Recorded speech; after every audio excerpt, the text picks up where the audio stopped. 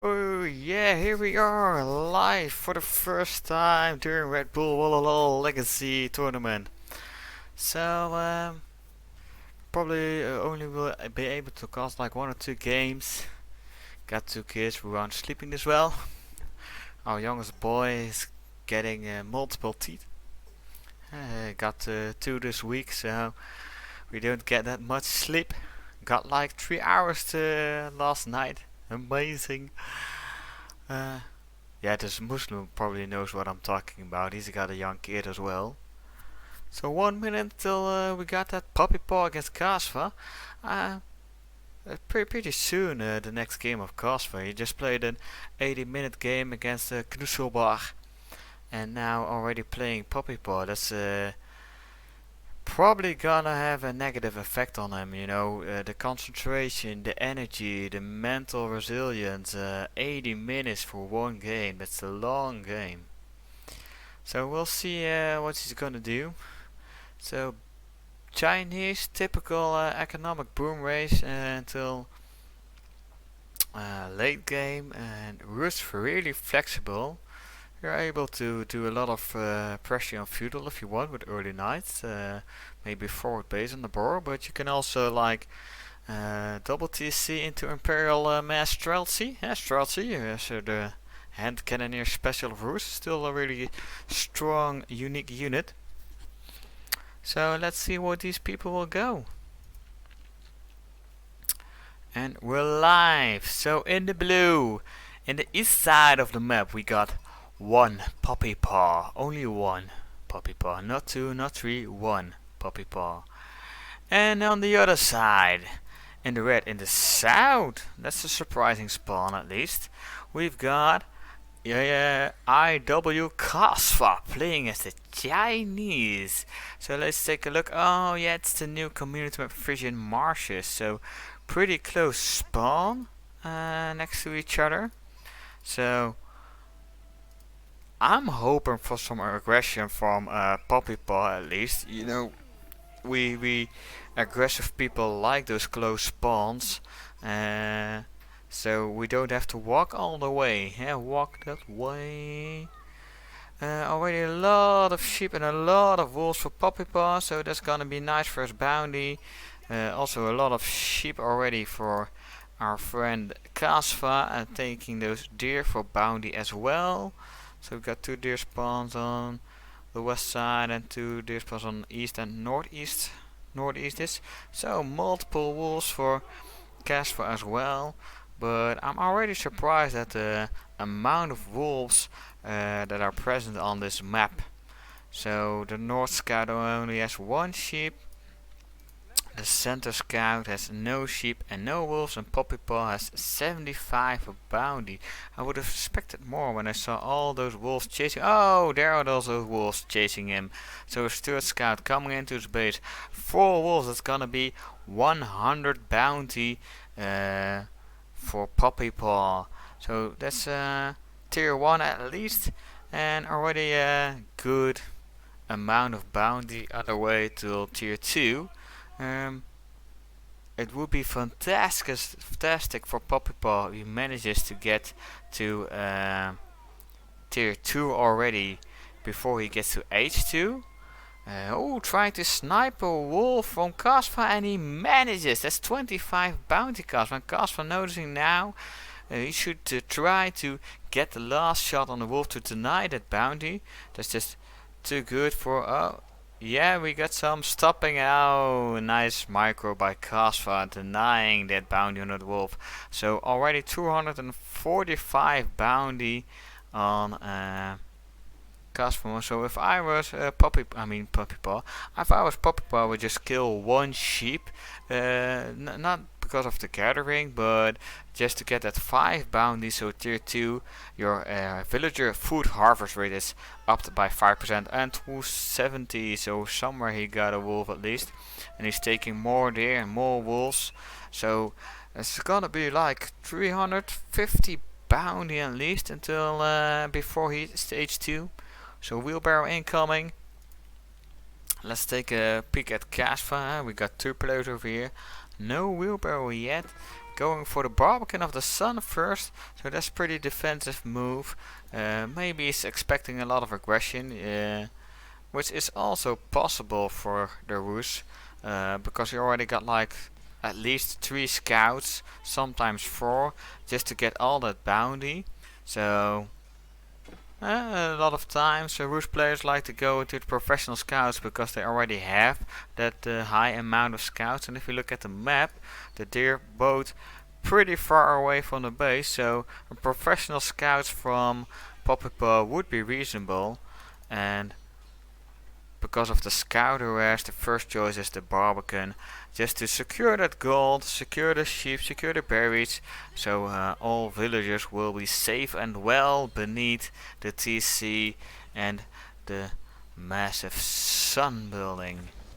So New Age begins and chases away those 3 scouts. Let's see what Kasva's ID is. 1 Imperial officer. It seems he's supervising the mill. A whole lot of sheep underneath that mill. 15, that's a whole lot of sheep. 1Puppypaw reaches feudal age with the golden gate. He's got 11 sheep as well, so that's also a pretty high amount of sheep, so lots of sheep, and it's a big map of course.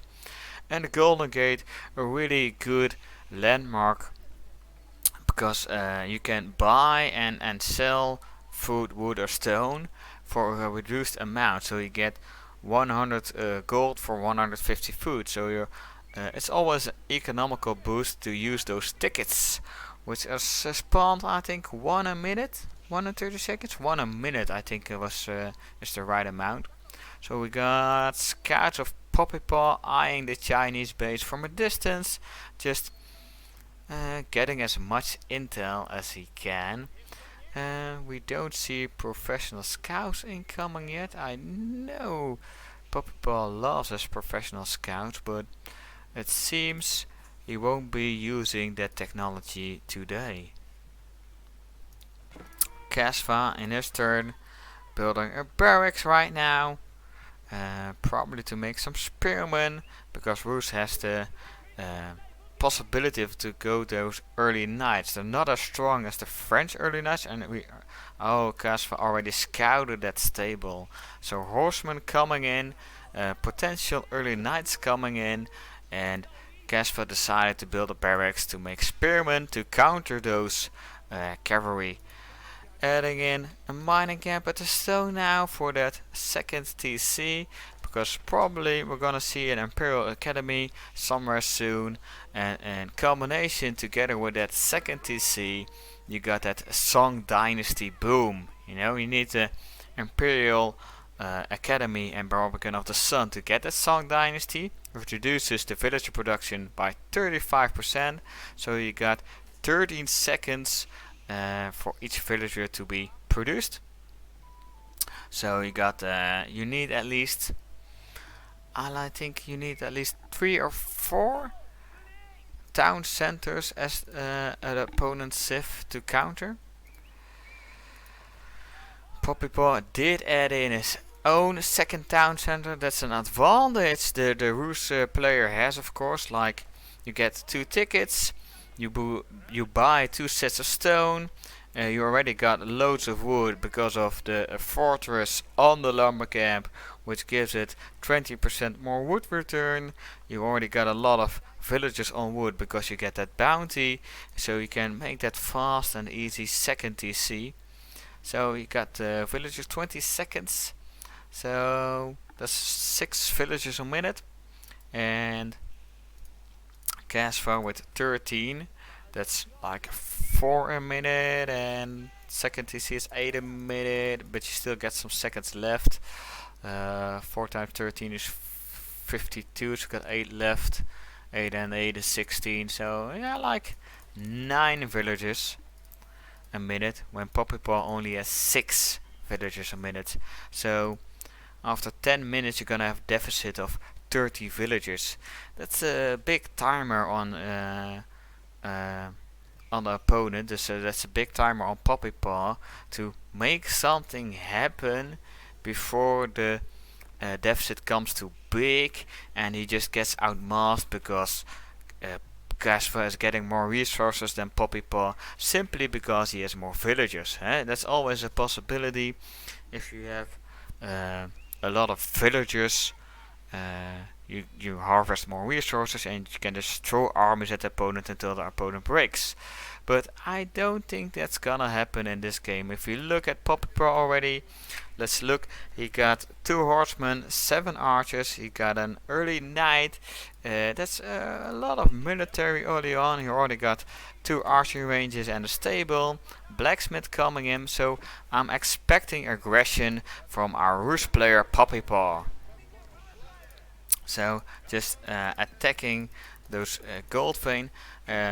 Of course you hope to kill villagers, but the most important thing is just to create idle time. So Kasva spots the wooden fortress of Puppypaw and makes an outpost of himself in return. Meanwhile the army of Puppypaw chasing in, trying to pick off villagers and spearmen, trying to defend the build of the wooden fortress. And the wooden fortress, its range is gonna...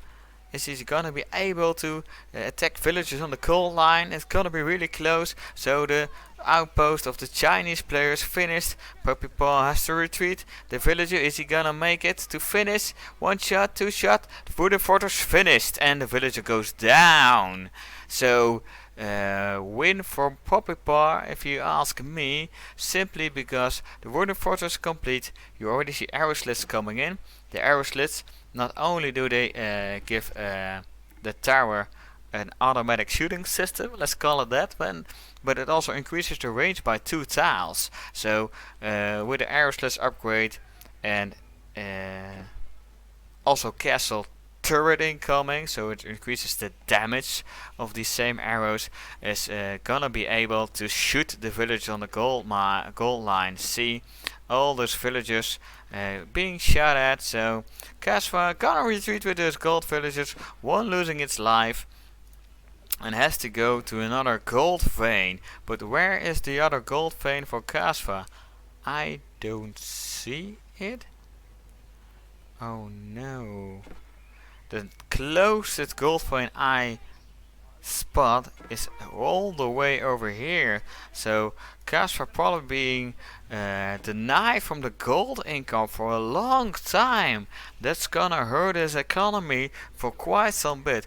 He's still getting gold from the imperial officers that are collecting taxes, but it's not gonna be enough. He got 2 villagers on gold. Oh, we still got Puppypaw. We got Kasva. He's got 0 villagers on gold. So you won't be able to make Zugunu, which requires 30 gold per unit. You're also not gonna be able to tech up that easily because you need 600 gold for that. And this tower getting up is a big win for Puppypaw. Puppypaw amassing archers right now, so he's already got 30 archers. It's like just a big mass of angry men with bows, together combined with some horsemen and knights for the convenience. And on the other side we got Kasva, and Kasva, he's got 4 Zugunu, 3 spearmen and 6 archers, so that's like 13 military units. 13 military units against the 41 units of Puppypaw. So big military advantage, also an economic advantage by Puppypaw. Kasva, if you ask me, in a really tough spot. What's going on with the blacksmith upgrades? We need to take a look at Puppypaw. He doesn't have iron armor yet. I do like that upgrade. Oh, the rams coming in. Yeah, I was checking out for siege engineering. Puppypaw wants to finish this game. He doesn't want to drag out for 80 minutes. He wants to finish it now. In response, we see double stables against that whole mass of archers, pumping out horsemen as fast as he can as a response to the army of Puppypaw coming in. So first ram coming in, 1 ram, more than enough to take down those outposts, you know. It's already giving loads of pressure. And pretty soon probably gonna see his second ram. He's got 26 on wood. That's 1000 wood income a minute. And meanwhile, Kasva only on food and wood, of course, being denied his gold. Gone for a lot of horsemen together with spearmen, so he's got that melee combination against those archers and knights of 1Puppypaw. Second ram coming in now. That's gonna give a lot of pressure on this Barbican. A strong landmark. We've got 26 hand cannon, 5000 HP, but two rams who can be positioned on the east side of the Barbican, so that's really far away from those villages and the army of Kasva, and even under protection of this wooden fortress, which has castle turrets, so does 2 damage more, and has arrow slits, so really big range. You're not gonna be able to keep this Barbican up, because villagers running in, villagers with textiles, luckily, so they got some more HP, but Kasva feels that he doesn't can get the pressure in he wants to. So 1Puppypaw retreating a bit because he sees the mass of horsemen and he's thinking to himself, can I beat this mass of horsemen? But yes, 1Puppypaw, you can. You got so much more military units. I know horsemen are a right counter for archers, but you're probably gonna overwhelm them anyway. So rams just blocking a bit. Knights, they want to connect with the Zugunu, aren't able to, and 1Puppypaw kiting them the way back. Focusing on the rams now, trying to get the pressure off this base, and we see a lot of horsemen coming down now, knights coming in. We hardly see any spearmen left. Knights chopping away the Zugunu, and Kasva being pushed back into his base. See all those archers on the back lines. So even when the horsemen are the correct counter against those archers, the mass is just too big. It's too much. And another ram. There's still the same ram going in, putting pressure on it again. Meanwhile, Kasva trying to expand to the gold and the fish on the west side of the map, but 1Puppypaw had some horsemen and scouts at the ready, so he knows already, and he's gonna redirect his whole army to this position on the map. And even if he won't be able to take all those villages now, 18 there, 6 there, he can build another ram and take down this outpost, and all these villagers, resources, time that Kasva would have invested will be gone. So another tower made by the fish. Kasva desperately looking for some resources to manage, and 1Puppypaw in the meantime gathering his own fish, gathering his own gold. So we got 67 villagers of Kasva against 78 of 1Puppypaw. So even when Kasva has the Song Dynasty, which reduces the lot of a lot of villagers going down now. So I was looking for the word. The time it's gonna take to make a villager, let's describe it like that. He doesn't have the food to support it, and 1Puppypaw does, simply because he's so much map control. So Kasva finding a nice gold vein in the center of the map, gathering gold there. 1Puppypaw doesn't have any intel on it yet, but does have the intel on the gathering of the fish over here on the west side of the map. He has the intel of the outposts near the gold vein and the fish on a little bit close to his base. And here's the ram incoming, taking down all those towers, all those villagers, and Kasva just being pressed. He's just imprisoned in his little south piece of the map. So Kasva really well holding on, salvaging as much as he can, but he's been in a bad spot from the first aggression.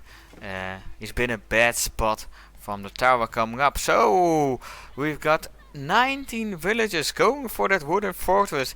I do like this move, but I don't think they'll be able to get this tower down. This tower is gonna be a big help of Puppypaw, but all those archers coming, no burning. So without the burning, the HP stays the same, and Puppypaw just can send 1 or 2 villagers to the other side of the map to repair the wooden fortress. So we got this mass of 75 archers against 10 Zugunu. Even if one Zugunu beats one archer, the mass is just too great. So we still got those knights. They're just torching away all these buildings. And Kasva found another gold vein to harvest from. Not known by Puppypaw, at least. I'm pretty sure of that, but even then we've got 198 pup with 92 villagers against 73 pup with 56 villagers. So it's gonna be a matter of time until Kasva is suffocated enough that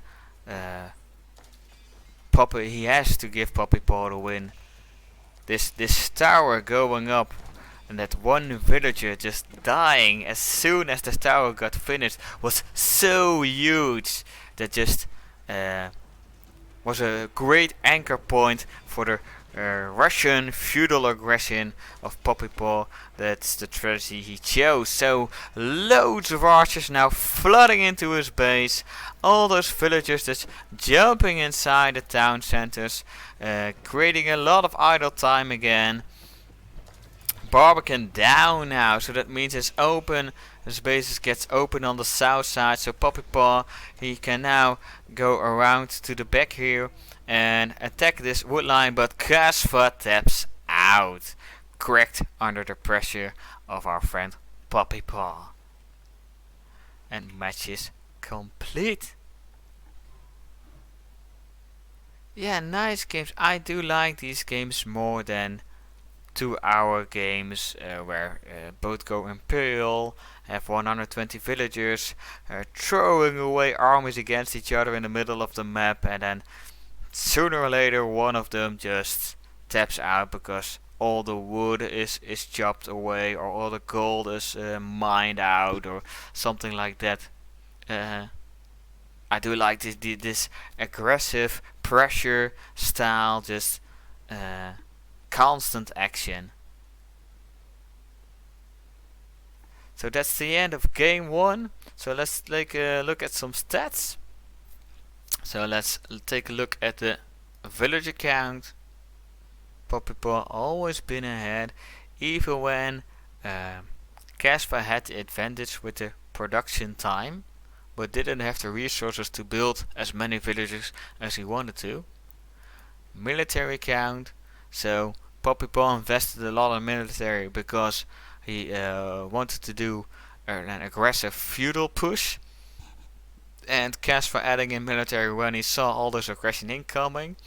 But this was the fight at the tower, and I did like the composition of Kasva better, with the horsemen, some spearmen against the knights, and also the Zugunu were just stronger archers. But Puppypaw's mass was just way bigger, so he got 74 military against, like, what would it be, 55? So even when with the better composition, he couldn't make something happen. He was just guided along the way, and in the end his army cracked under the pressure and they all just died.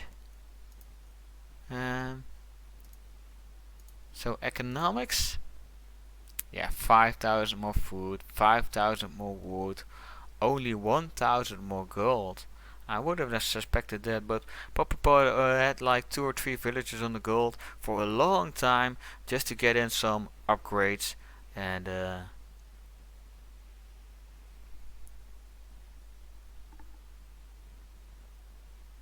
nothing more than that.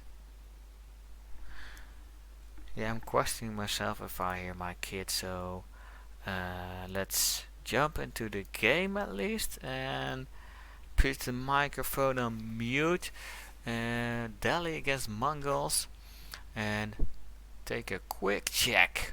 BRB.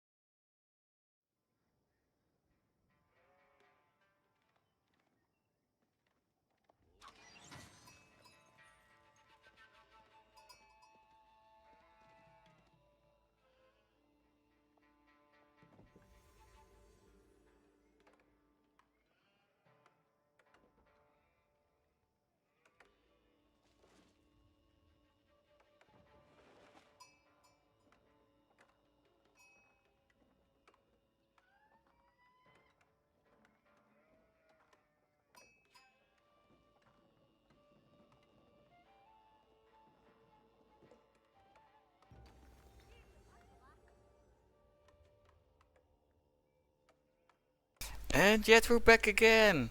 So I heard it wrong. Luckily for me, my son's still asleep, my daughter's still asleep, and even my wife fell asleep next to my daughter in the kids' room.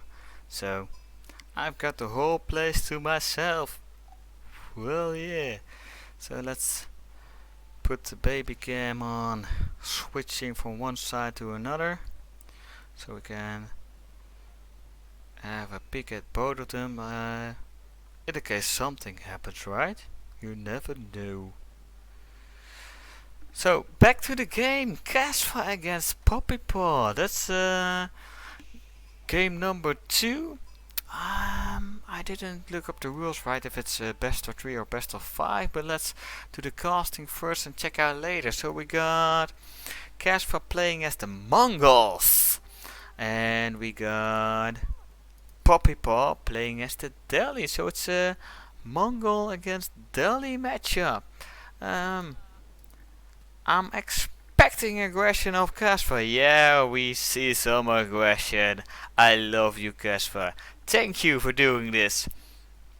It is a pretty big map. It's probably Dire Arabia if if I look at the layout of the map. Yeah, Delhi scales so well if you leave them alone, you know. They got all those free upgrades at least, and they got a fantastic H3 with those tower elephants backed up by some scholars. They do have a decent H2 with a spearman horseman combination with some scholars behind it to take those sacred sites, for example. But we got better civs in feudal age. And Mongols on the other hand got a really strong dark age, simply because of the spearmen together with a villager, and the spearmen lost track of the villager. That's pretty important to keep them close to each other, simply because the villagers already lost 10 HP, and those spearmen really gonna need to protect that villager to build that tower. So we're gonna expect a tower on the goal, I think.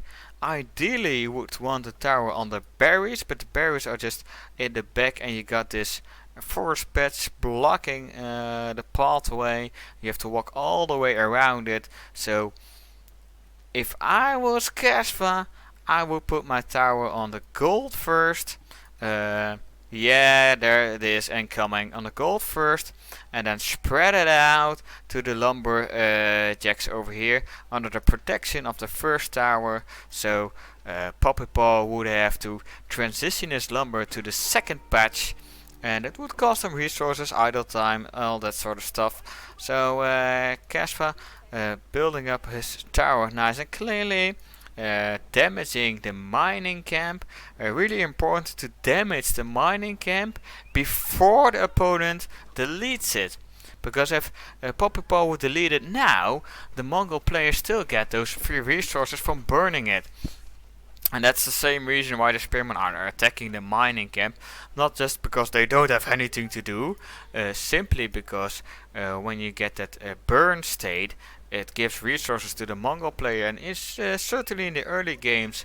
Yeah, we see the next tower going on the lumber camp. I would have liked to be a little bit closer to the town center if you put it over here.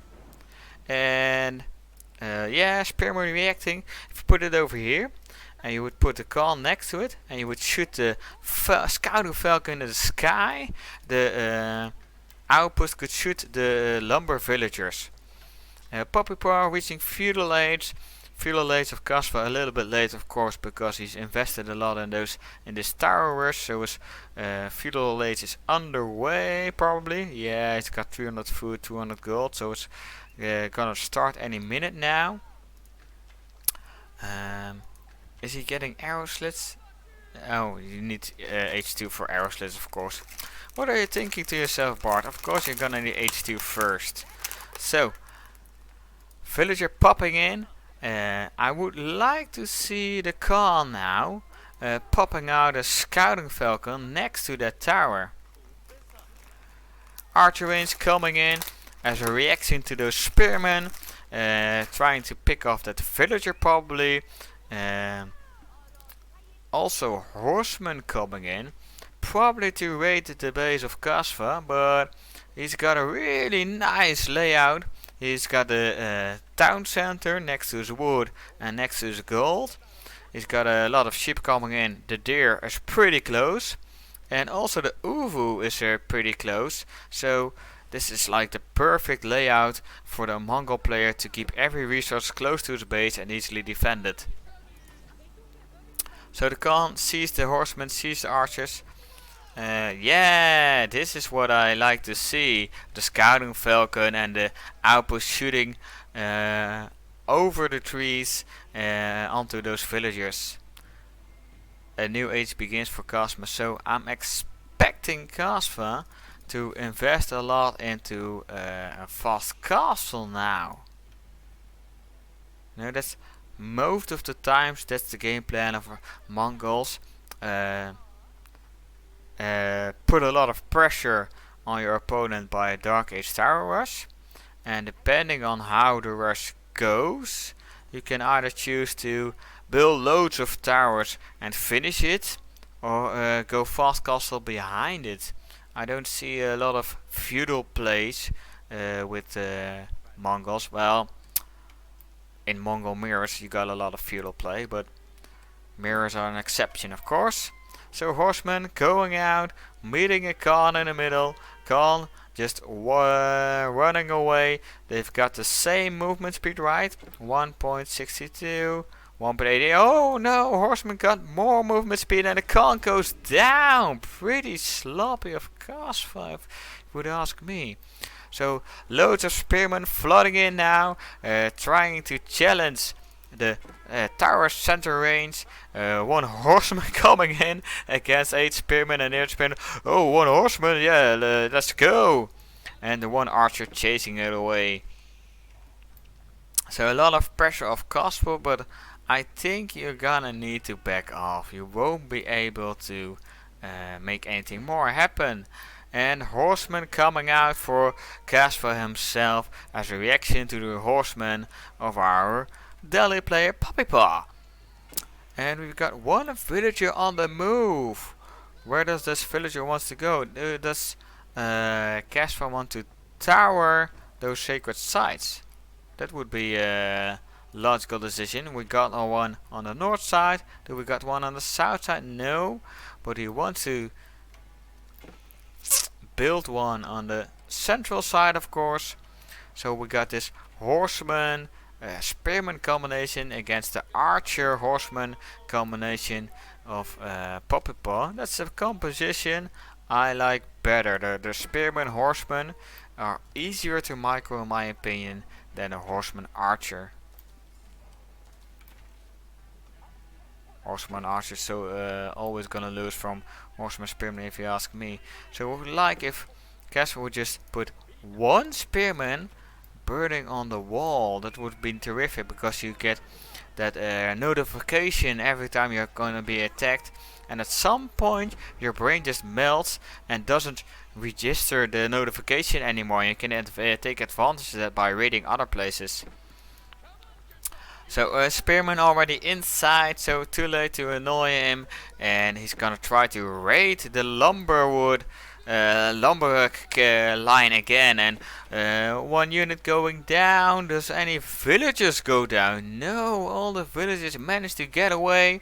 So we got horsemen coming in, just saying hello and running away again. And we got those archers coming in, and horsemen, attack them please, they're going to the gate. Ooh, some stabbies, but way too late. Some more damage would have been able to be done, but hasn't been able to. So what we're now going to do, both players have really low resources, so they're pretty hard committing to feudal age at this moment. Kasva with a meaning to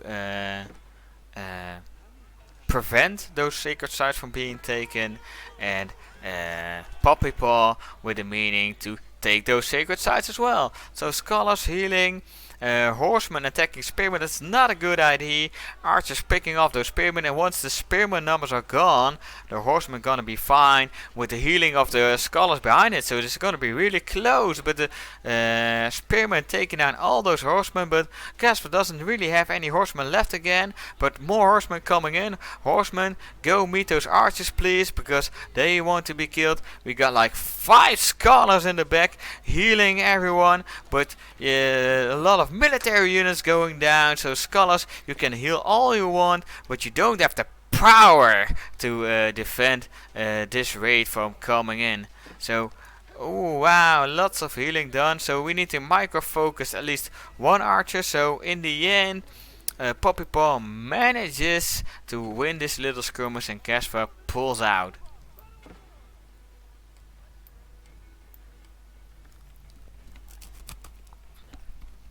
Let's eat a little cookie in between just because we can.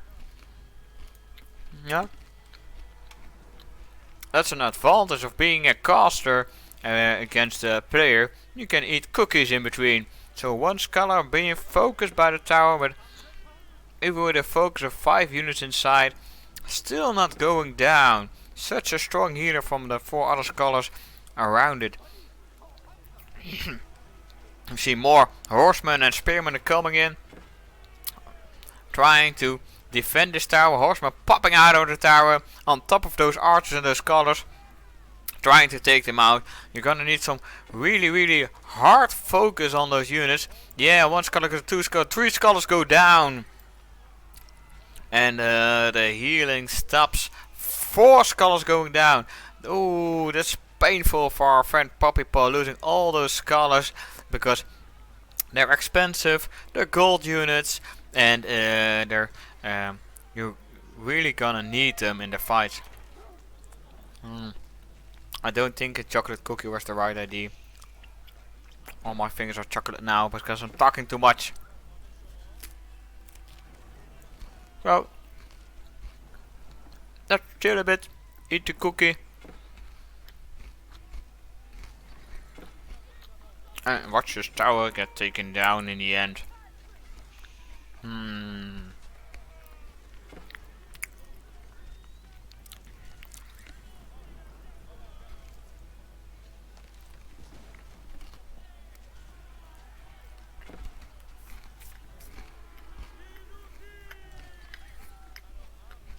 So we see 1Puppypaw slowly transitioning into that castle age. Already gotten 800 food, almost 600 gold.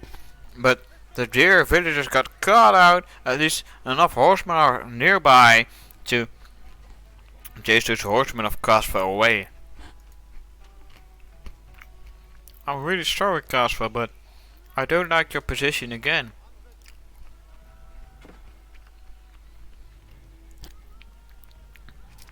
I think you overcommitted on the towers in the beginning a bit. Lost the central sacred site. There's a nice wall sneak in by 1Puppypaw. Now also under danger of losing the tech up war. Should I call it tech up war? At least 1Puppypaw is gonna be H3 before you, that's one thing for sure. And then you're gonna go match those elephants, and I'm afraid you don't have the unit composition or the mass of units to deal with those elephants. Oh, this tower shooting the mosque all the time, that's so annoying. You constantly get that ping, you're being attacked, you're being attacked. And it prevents you from reacting to pings like these when your villagers are attacked by loads of horsemen. Only 1 outpost near this here. I would have loved to see at least a 2nd outpost. And with 28 villagers, a 3rd outpost would also be nice. So House of Learning, and then immediately all those researchers are started by 1Puppypaw. That's the big advantage of our daily player, because all the researchers are free, they just take more time, and you can speed it up a little by garrison scholars in the mosque. Yeah, we got those blacksmith upgrades incoming. We got that lumber, horde lumber, mill, mining, just all the upgrades you want and need. Oh, we forgot specialized pick. Well, this is one of those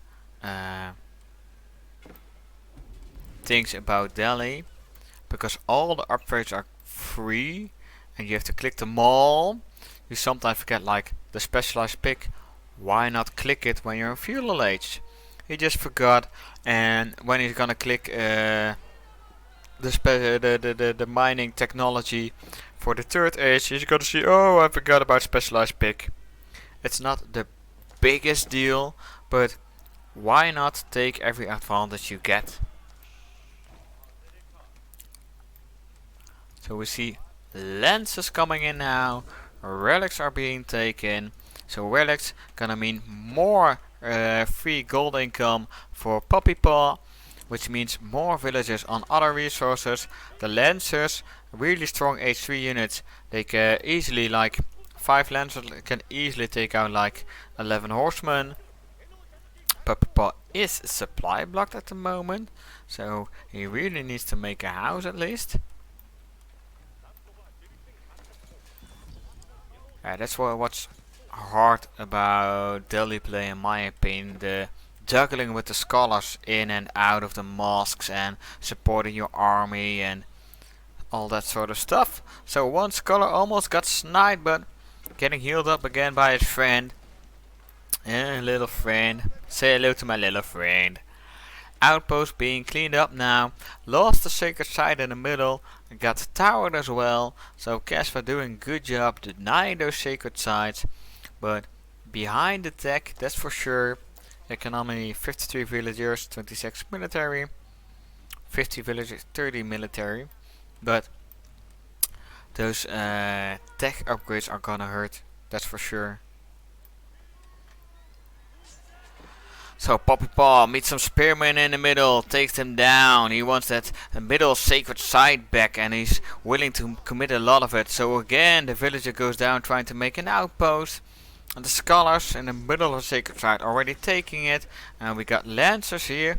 Not the even against spearmen, lancers are not the best, but the archers are there to support those lancers and take them out. Meanwhile, the lancers just can take out the horsemen, and the spearmen are defensive because they don't have the complementary unit to back them up. And on the south side, oh, we missed out on this. We got like 10 horsemen flooding in the wood line of Kasva, trying to take out villagers. So it's 52 villagers against 52, so like he probably managed to take down 2 or 3, but it's not a massive raid that we can say.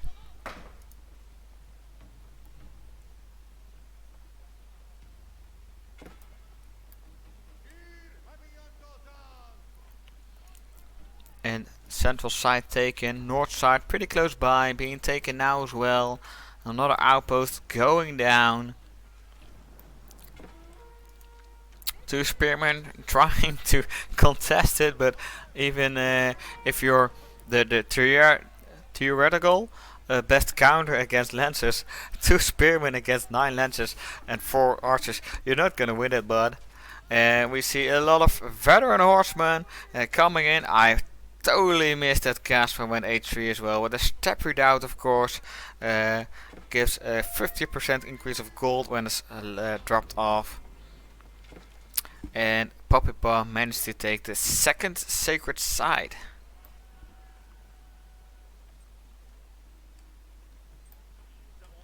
I still like 1Puppypaw position better. So, whoa, loads of spearmen coming in, and the scholars, they're walking through this line of spearmen. That's not the best choice to run inside of those pointy sticks. And the 3-4 archers that are close by, trying to snipe off those spearmen as fast as they can. Lancers, they have to watch out they don't just all get killed. A nice cleanup. A lot of horsemen coming in now. But we got Lancers, and even if it's veteran horsemen, the Lancers are the strongest, so rally coming in. 4 HP Scholar. Are you gonna wall all these units? No, too bad, but I still think Puppypaw is gonna clean this up, and he does. Meanwhile, we got a Lancer and a single archer trying to arrest the wood line of Kasva, forcing idle time, killing a villager, just forcing the multitask to distract the opponent and hope to capitalize on some mistakes. So second sacred site's being walled in now. I would remake those walls on the central sacred side if you have the APM and the time. So spot it out of going an extra gold on a new gold at least. So Puppypaw knows what Kasva's doing, got some good vision. So there's like 6 lances coming in, trying to do some damage. You got 3 lances on the west side. We got the third sacred site being taken. Scholar's just out of position.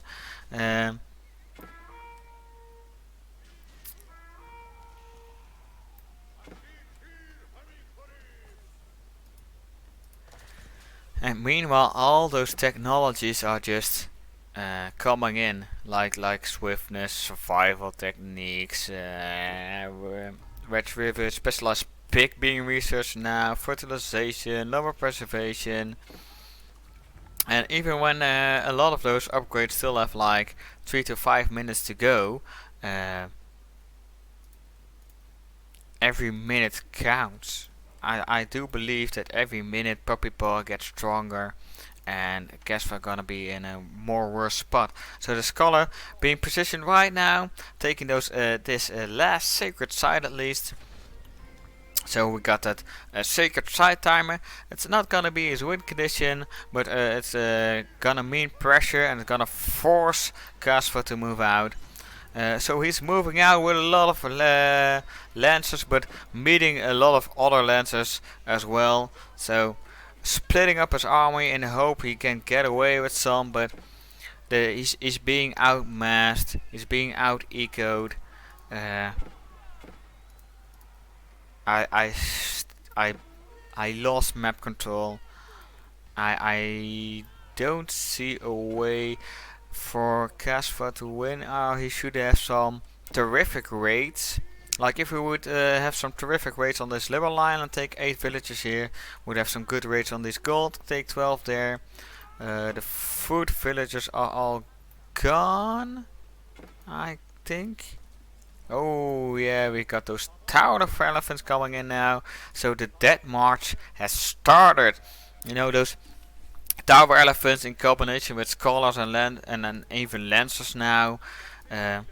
It's not called the death march for nothing, simply because it's so strong. So we see the Khan taking out some villages here, but that's not gonna be enough, and already a lancer coming in to protect those villagers. Oh, and we see a big engagement here on the villagers of Kasva with the oh, it's Puppypaw putting down a keep. I thought Kasva was putting down the fence, but of course he can. It's a Mongol. Mongol can place keeps.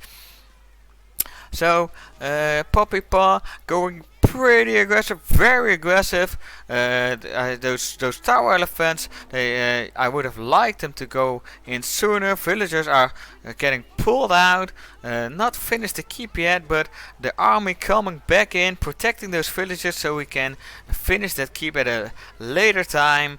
The most important thing now is cleaning up this army, and after the army is being cleaned up, finish that keep. So they try to do that. One villager left. Is he gonna be able to make it? He's gonna die.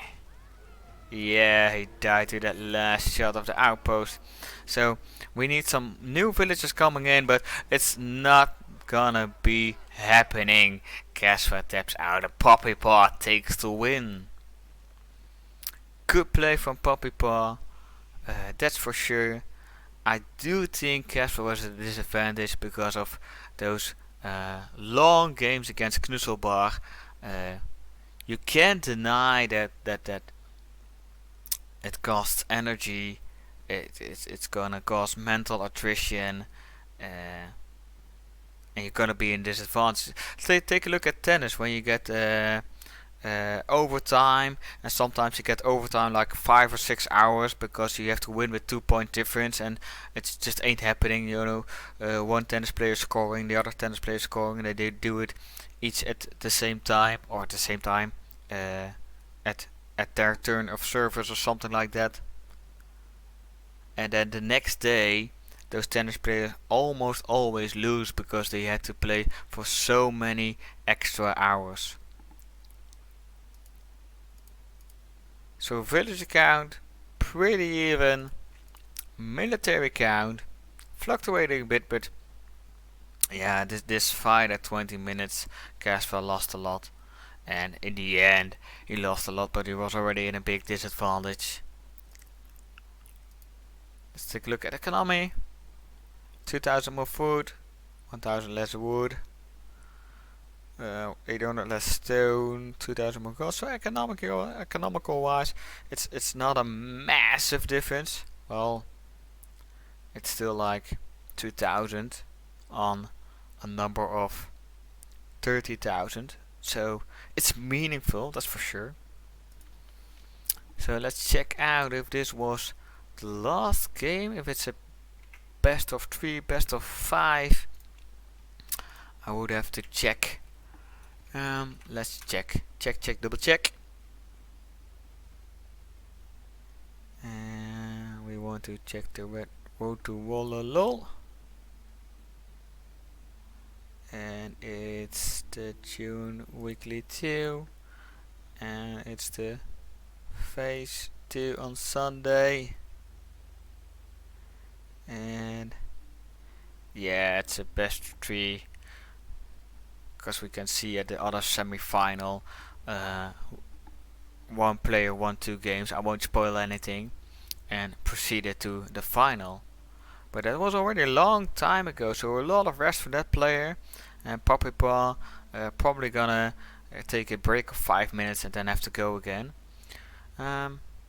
The finals, is that a best of 5 then?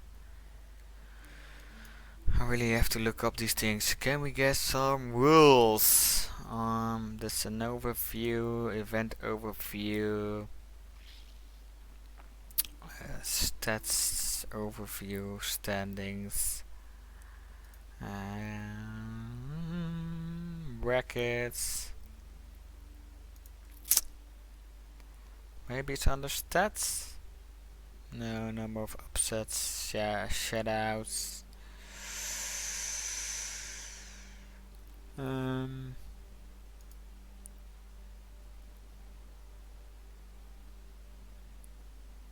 Brackets, progression.